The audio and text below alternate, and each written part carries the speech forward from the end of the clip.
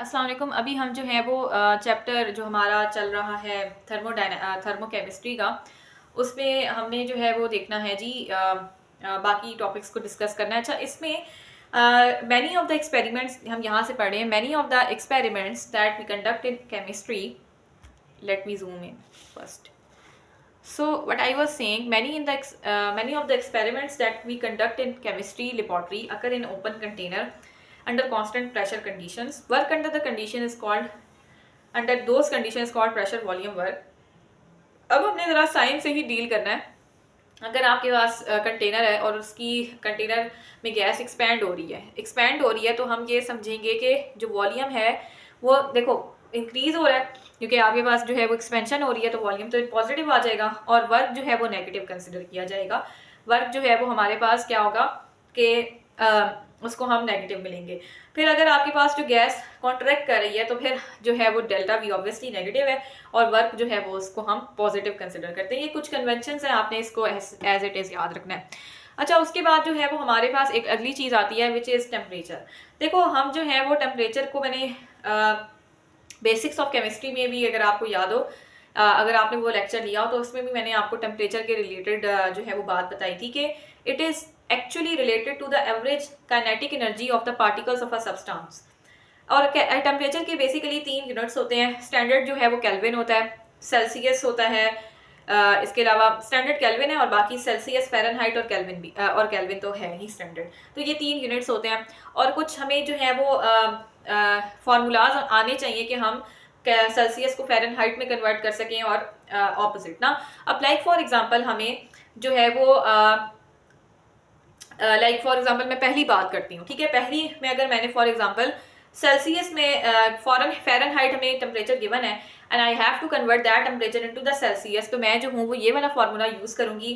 Fahrenheit वाला temperature लिखूंगी, 5/9 पे जो है वो उसको डिवाइड करूँगी और फिर एंड पे -32 कर दूंगी, तो फिर मेरा जो आंसर है वो आ जाएगा सेल्सियस में। ये कोई मुश्किल बात तो नहीं है और ये हम पहले भी बात कर चुके हैं बेसिक्स ऑफ केमिस्ट्री के लेक्चर में। और उसके बाद same is the case with the Fahrenheit कि अगर हमारे पास जो है वो लाइक अगर मैंने सेल्सियस में टेम्परेचर जो है वो गिवन है और I have to convert it into the Fahrenheit, तो फिर मैं ये वाला फार्मूला यूज़ करूँगी which is been written here.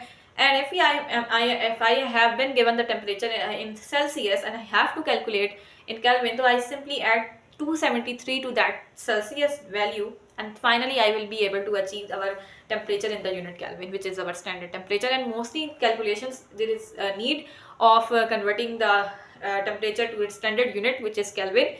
So we simply add 273 to the unit Celsius and we will finally be able to achieve our Kelvin temperature. So that is it which is being written here. Like if I talk about the boiling point of water, so it's 100 degrees centigrade. In centigrade it is 100, in Fahrenheit it is 212, in Kelvin it is 373. And even you can practice by yourself and check the these formulas, that if they are true or not, that if they are work or not. Obviously it works, but you have to check it on your own कि ये जो है वो formula इस तरह से आते भी हैं कि नहीं, कि वाकई अगर आप इसको जो है वो यूनिट्स को पुट करते हैं तो क्या वाकई आंसर आता है। सिमिलरली अगर हम फ्रीजिंग पॉइंट की बात करें तो वाटर का जो फ्रीजिंग पॉइंट है वो सेल्सियस में है 0 और फ़ारेनहाइट में 273 kelvin. You don't need to memorize these temperatures actually, because the only thing you have to know simple कि 100 डिग्री होता है, 0 डिग्री फ्रीजिंग पॉइंट होता है और एब्सोल्यूट 0 जो टेम्परेचर होता है हमारे पास, वो क्या होता है कि जो एब्सोल्यूट 0 टेम्परेचर होता है वो -273 होता है। तो बहरहाल आपको जो है वो ये वैल्यूज याद नहीं रखनी, जस्ट फॉर योर अंडरस्टैंडिंग कि हमारे पास हम सेल्सियस से केल्विन में कैसे कन्वर्ट कर सकते हैं। तो ये है, ठीक है। ओके, अल्लाह हाफिज़।